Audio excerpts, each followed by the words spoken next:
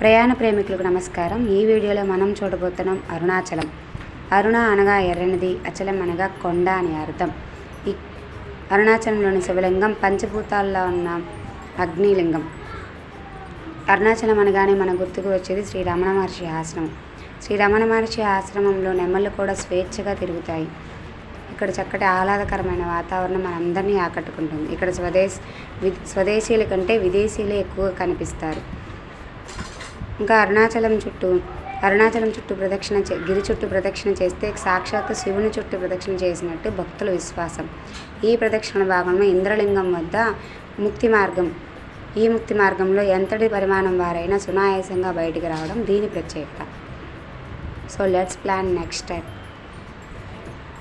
ఇంకా అరుణాచలం గురించి మన చాగంటి గారు వివరించిన అరుణాచల మహత్యం విని మరికొన్ని వివరాలు తెలుసుకోగలరు.